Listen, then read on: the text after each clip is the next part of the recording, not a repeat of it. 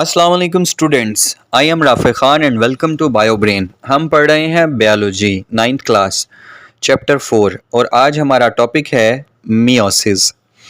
तो आइए जल्दी से अपना टॉपिक स्टार्ट करते हैं। मियोसिस, तो डेफिनेशन ऑफ मियोसिस क्या है? It is the type of cell division in which each daughter cell receive half of the number of chromosome as compare to the parent cell. Means meiosis cell division की ऐसी किस्म है जिसमें daughter cell में half number of chromosomes होते हैं as compare to their parent cell. Parent cell की निस्बत आधे क्रोमोसोम्स होते हैं।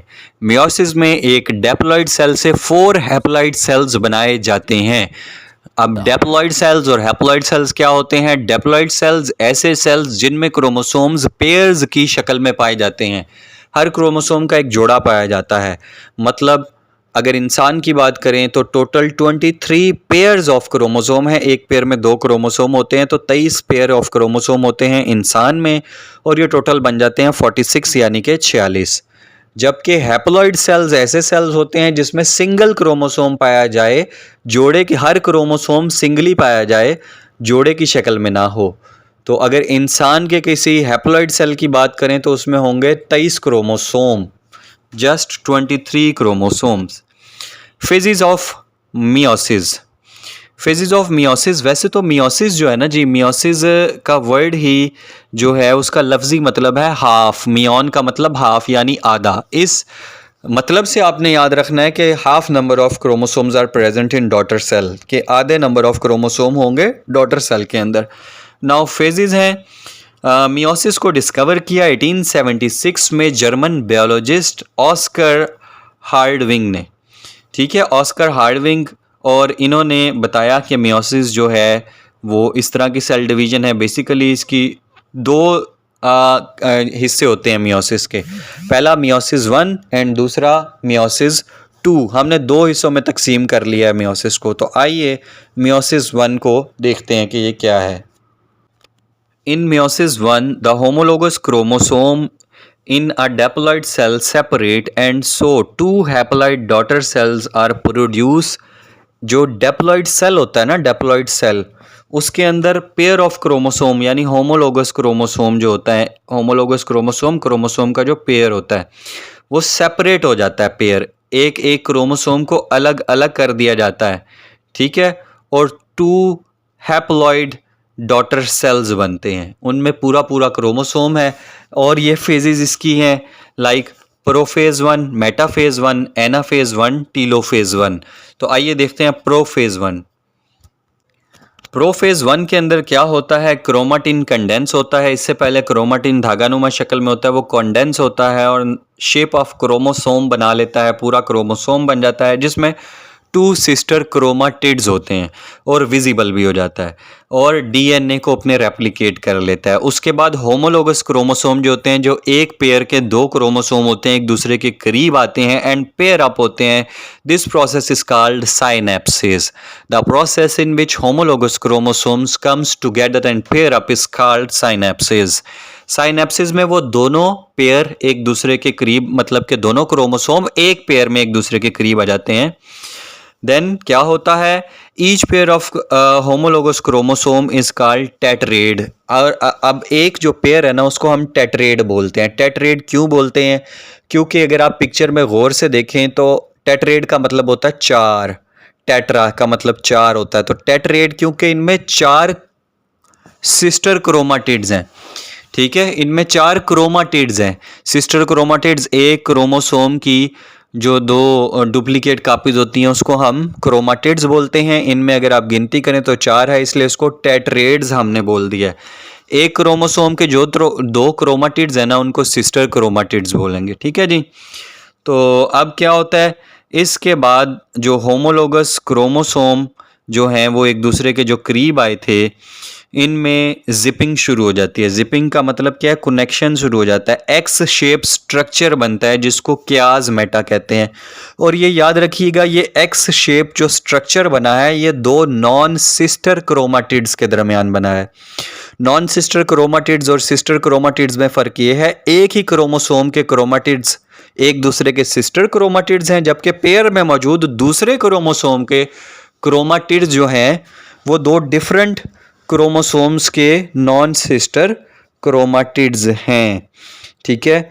अब जो नॉन सिस्टर क्रोमाटिड्स जो करीब वाले हैं उनके अंदर एक जंक्शन बनता है, कनेक्शन बोलता है, जिसके हम क्याज़मेटा बोलते हैं। क्याज़मेटा के अंदर basically site of crossing over है। यहाँ पर क्रोमोसोम दो नॉन सिस्टर क्रोमाटिड्स जो हैं अपने हिस्सों को एक्सचेंज करते हैं एक दूसरे के साथ। पहले कनेक्ट होते हैं, फिर अपने कुछ हिस्सों को एक्सचेंज कर लेते हैं और एक नया कॉम्बिनेशन बनता है क्रॉसिंग ओवर के नतीजे में, जो कि जेनेटिक मटेरियल की डाइवर्सिटी का बाइस बनता है।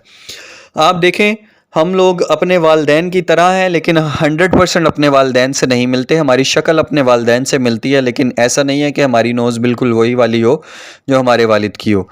तो यहाँ पे आती है diversity, genetic diversity. Aahista Aahista चीज़ें जो हैं वो नई से नई हमारी जीन्स में शामिल हो जाती हैं। वो कैसे शामिल होती हैं? वो ऐसे क्रॉसिंग ओवर, जहाँ पे बन रहा है साइनेप्सिस, साइनेप्सिस के बाद टेट्रेड बनता है, टेट्रेड्स के बाद जो क्रॉसिंग ओवर होती है क्याज़मेटा बनता है, वहाँ पे होती है क्रॉसिंग ओवर। इसकी वजह से जेनेटिक डाइवर्सिटी आती है, न्यू जीन क्रिएट होती है।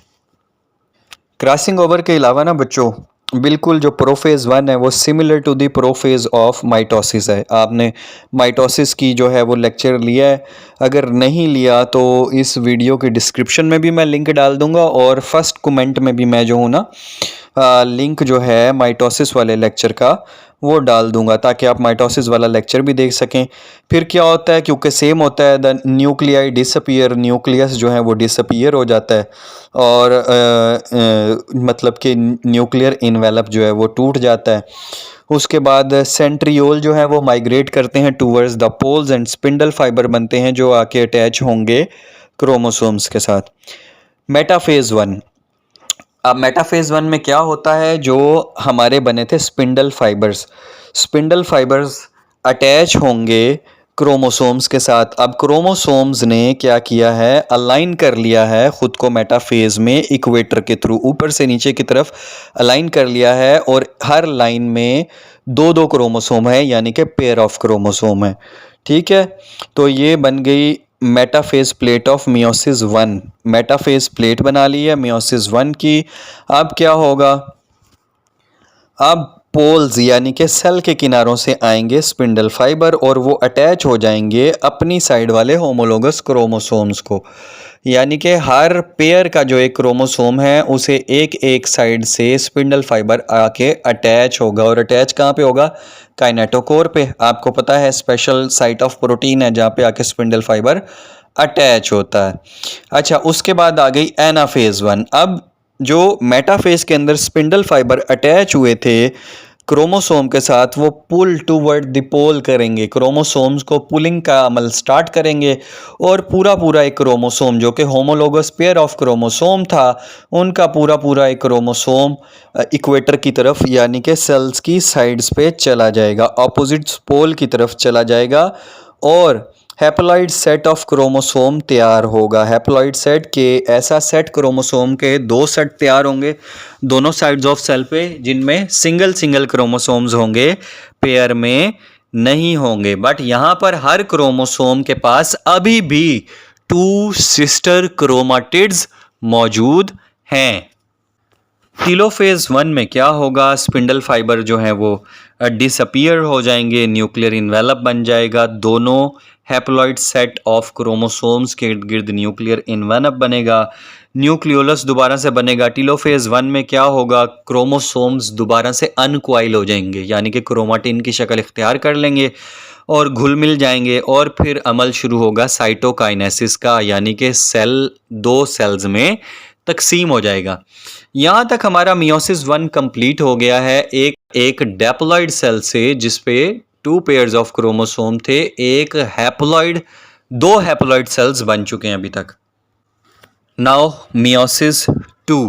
Meiosis 2 is closely resembles mitosis, यानी कि मियोसिस 2 मियोसिस वन तो आपने देखा, हमने पूरा अमल देख लिया अभी तक। एक डेप्लॉइड सेल से 2 हैप्लॉइड सेल्स बन चुके हैं। अब हैप्लॉइड सेल्स वो तकसीम होंगे, 2 हैप्लॉइड सेल्स तकसीम होंगे आगे, तो हमारे पास 4 सेल्स बनेंगे। अब वो कैसे तकसीम होंगे? वो होंगे मियोसिस 2 में। और मियोसिस 2 कम्प्लीटली रिजेंबलेंस रखता है, काफ़ी ज़्यादा रिजेंबलेंस रखता है माइटोसिस के साथ।